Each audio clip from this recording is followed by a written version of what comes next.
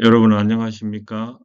오늘 강성률 철학TV 제3강은 너 자신을 알라가 소크라테스의 말이라고가 되겠습니다. 소크라테스의 모습이고 여기는 델포이 신전에 있는 그 모습입니다. 오늘 차례에 대해서 먼저 말씀드리겠습니다. 먼저 소크라테스의 생애에 대해서 살펴보고 외모가 특이했죠. 아주 추남이었습니다. 그리고 너 자신을 알라라고 하는 이 말을 이제 소크라테스가 한 말로 알고 있습니다만은 이제 그것이 아니라는 이제 그런 내용이고 무지의치 또 너 자신을 알라라는 말을 다른 사람이 했다는 그런 주장이 있어요. 그런 내용으로 영상을 꾸며봤습니다. 소크라테스는 기원전 469년에 이렇게 태어나서 한 70세를 살았죠. 아테네에서 태어났고 아버지는 조각가였고 어머니는 산파였습니다. 무엇보다도 추남으로 유명했죠. 그러나 신체는 건강한 편이어서 추위나 더위에 대단한 인내력을 발휘했다고 알려져 있습니다. 여기 이제 소크라테스의 모습입니다.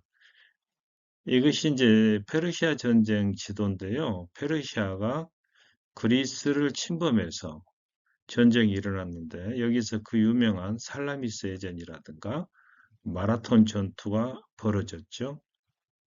이런 시대적으로 보자면은 이제 소크라테스는 이 페르시아 전쟁이 끝난 직후에 태어난 걸로 이렇게 돼 있습니다. 조금 전에 말씀드린 소크라테스의 외모인데요. 크고 둥근 얼굴에 벗어진 이마, 개구리처럼 툭 붉어진 눈, 주저앉아 뭉툭해진 코, 두툼한 입술, 땅딸막한 키, 붉어진 배, 그리고 오리 걸음같이 뒤뚱거리는 걸음걸이, 그리고 몹시 거친 피부, 완벽에 가까우리만큼 추남이었다. 그래서 소크라테스는 철학자로 알려지기보다는 먼저 추남으로, 5대 추남이었다고 그래요. 추남으로 먼저 알려졌다고 그럽니다. 아테네에서. 그러나 사람들이 비웃건 말건 본인은 아주 유유자적했다고 합니다. 내 눈은 사방을 잘 볼 수 있도록 툭 튀어나왔으며 길고 똑바른 코보다 뭉툭한 코가 냄새를 더 잘 맡는다. 이러한 해학과 유머로 사람들의 비웃음을 받아 넘겼습니다. 아테네 학파, 아테네 학당이라고 하는 그림입니다. 자, 소크라테스는 직업을 등한시했고 가족도 별로 돌보지 않고 후진 양성에만 전념했는데요. 가난했던 그는 누추한 옷차림으로 아테네 거리를 쏘다니면서 젊은이들과 대화를 시도했습니다. 여기 이제 이 그림에 보시면은 이 근방에 이제 있어요. 소크라테스가 대화를 이제 건네는 그런 장면입니다. 그래서 이제 그의 뒤에는 많은 제자들이 뒤를 따르고 있었다는 거죠. 자, 이 그림은 라파엘로가 그린 아테네 학당인데요. 당시 이제 그리스의 철학자, 과학자, 수학자, 예술가들 약 50명을 이렇게 넣어서 그린 그림입니다. 정면에는 이제 플라톤과 아리스토텔레스가 걸어 나오는 장면이 있죠. 자, 너 자신을 알라라는 말이 과연 소크라테스가 한 말인지 이걸 이제 살펴보도록 하겠습니다. 고대 그리스 아폴론 신을 모시는 델포이 신전이 있습니다. 델포이. 여기 현관 기둥에는 너를 알다, 그노시소톤, 평어체로 이 글이 써져 있습니다. 여러 개의 그 글귀 가운데 하나인데요. 원래 의미는 이 신전이기 때문에 유한한 존재인 너희는 전지전능한 신에 대해서 도전할 생각일랑 아예 말하라. 이런 뜻이었을 거라는 거죠. 이게 이제 아폴론 신전입니다. 델포이에 있는. 자, 그렇다면 델포이 신전과 아폴론 신에 대해서 좀 살펴보자면은 델포이는 델피라고도 부릅니다. 델피. 그리스 중부 포키스 지방의 코린트만 인근에 있는 고대 도시인데요. 아폴론 신은 델피에서 모시는 아폴론 신은 제우스의 아들이자 음악의 명수이고 예술의 수호신이고 또 활의 명수이자 의술을 가르친 의사고 빛과 진리의 태양의 신이고 이 신을 상징하는 나무는 바로 월계수가 되겠습니다. 이게 신전의 모습이죠. 그런데 이 아폴론 신전은 탁월한 예언 능력을 발휘해서 전쟁 승패를 미리 알 수 있었다고 그래요. 그래서 이 통치자나 왕들이 이 신전을 찾아와서 신탁을 구했는데 이 신탁에 따라서 국가의 정책까지 바꿀 정도가 됐다는 겁니다. 이가 이제 지성소입니다. 지성소. 그래서 이 신탁은 이 지성소 안에서 쉬운 살이 넘은 무녀, 피티아라고 부릅니다. 무녀가 이 환각 상태에서 신의 소리를 전달하는데 이게 이제 애매모호하고 잘 못 알아들었기 때문에 그 내용을 남자 승려가 옆에 있어서 해석도 해줬다고 그래요. 자, 그렇다면 피티아, 이 무녀는 누군가? 이 무녀들은 델포이 사제들에 의해서 신중하게 선택이 되는데요. 우선 합법적인 출생자여야 되고 검소한 양육 환경 속에서 성장한 자로서 처녀여야 됐습니다. 그리고 임명된 뒤에는 신의 배우자로서 독신과 정제를 유지해야 됐는데 되게 가난한 집 출신이 많았다고 그래요. 왜냐하면은 가난한 집 처녀는 그 많이 배우지를 못했을 거 아닙니까? 그러니까 신이 말하는 것 외에는 세상 일에 대해서 무지해야 됐기 때문에 그런 처녀를 구했다는 거죠. 그러나 나중에는 혼인을 했건 말건 나이가 많건 적건 관계없이 선택이 됐고 델포이 성소에는 3명의 피티아가 있었는데 2명은 정식이지만 1명은 보조 역할을 했다고 그래요. 자, 소크라테스의 친구이자 제자인 카이레폰이 아테네에서 가장 현명한 사람이 누굽니까? 이렇게 신탁을 구했어요. 그러자 신전의 그 피티아 무녀가 하는 대답이 소포클레스 여기입니다. 3대 비극 작가 중에 한 사람으로서 오이디푸스 왕이나 안티고네라는 극을 썼지요. 소포클레스는 현명하고 에우리피데스는 더욱 현명하다. 그러나 소크라테스는 모든 사람 가운데 가장 현명하다. 이런 신탁이 내린 겁니다.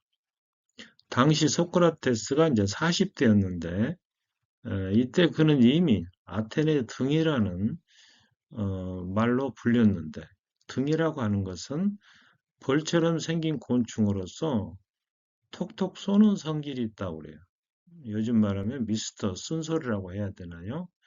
아테네 시민들에 대해서 부정과 부패에 휘말린 사람들이라면은 가차없이 쓴소리를 했기 때문에 이런 별명이 붙었습니다.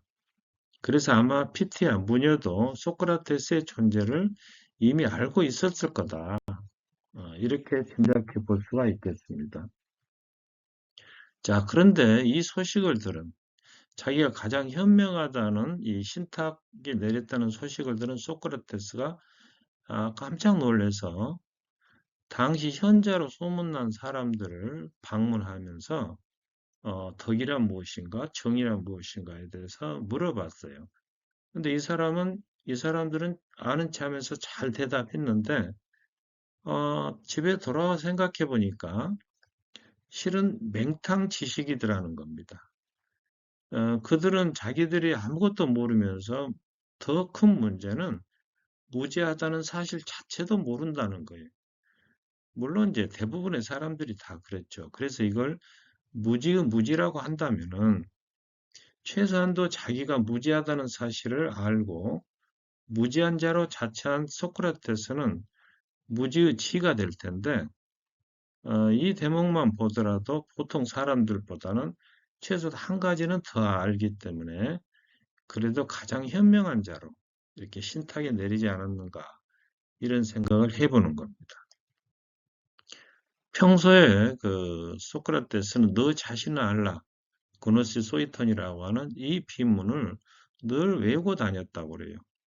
그래서 아마 본인이 내가 무지하다는 사실은 한 가지는 더 알고 있었을 거다. 그래서 가장 현명한 아테네인으로 신탁이 내린 거다. 이제 이렇게 설명드릴 수 있겠습니다. 자, 그러한 신탁이 우리에게 주는 교훈이 뭘까요? 진리라고 하는 것은 무지를 자각하는 사람에게서만 파악이 되는데, 진정한 진리는 그 앞에서 겸손한 자에게만 나타납니다. 그리고 그만이 지혜를 사랑하게 되고, 또 그 애지자만이 영혼을 잘 가꾸어서 진정한 행복에 도달하기 때문에 항상 진리 앞에서 겸손하라. 여기 보시면 이제 성경 잠언에 나온 말씀인데요. 사람의 마음의 교만은 멸망의 선봉이요, 겸손은 종기의 앞잡이니라. 이제 읽을수록 벼가 고개를 숙이는 장면입니다. 그래서 어쨌건 이렇게 해서 너 자신을 알라라고 하는 이 유명한 교훈이 소크라테스를 거쳐서 우리에게까지 전해져 오고 있다. 그런 말씀입니다. 자, 너 자신을 알라라고 하는 이 용어와 관련해서 또 다른 주장이 있는데요.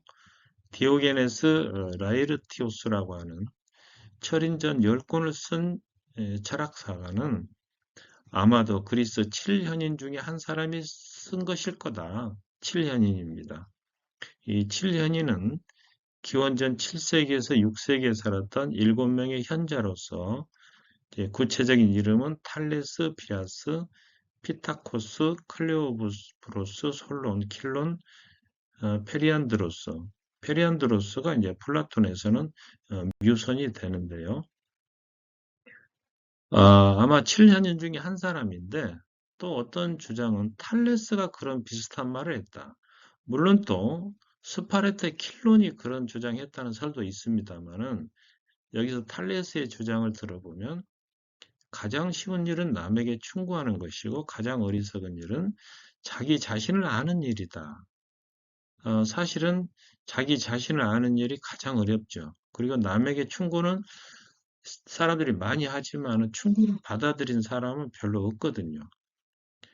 탈레스는 지난 시간에도 살펴봤습니다만은 최초의 철학자로서 철학의 아버지라 불리기도 하고 피라미드 높이를 구해냈던 그런 철학자입니다. 이와 관련해서 시극작가 메난드로스는 자기 자신보다는 남을 알라고 하는 쪽이 더 유익하다.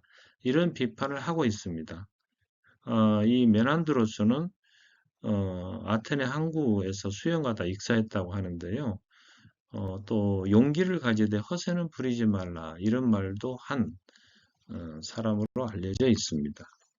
오늘 강의를 마무리하도록 하겠습니다. 소크라테스는 4대 성인의 한 사람이죠. 아테네에서 태어났고 대표적인 추남이었고 그러나 그는 델포이 신전의 비명에 새겨진 여러 글귀 가운데 너 자신을 알라란 말을 늘 암송하고 다녔고 이것이 이제 글을 통해서 우리에게까지 전해지고 있다. 또 델포이 신전에서 무녀 프티아에 대한 이야기도 드렸고 신탁에서 이제 무녀가 한 내용 중에 하나가 신탁 중에 하나가 가장 현명한 자는 소크라테스이다. 그래서 무지의 지라고 하는 교훈을 우리가 또 볼 수가 있었습니다. 배울 수가 있었습니다. 너 자신을 알라라고 하는 주장이 7현인 가운데 한 사람 혹은 탈레스가 말했다는 주장도 있습니다. 여러분 오늘도 시청해 주셔서 감사합니다.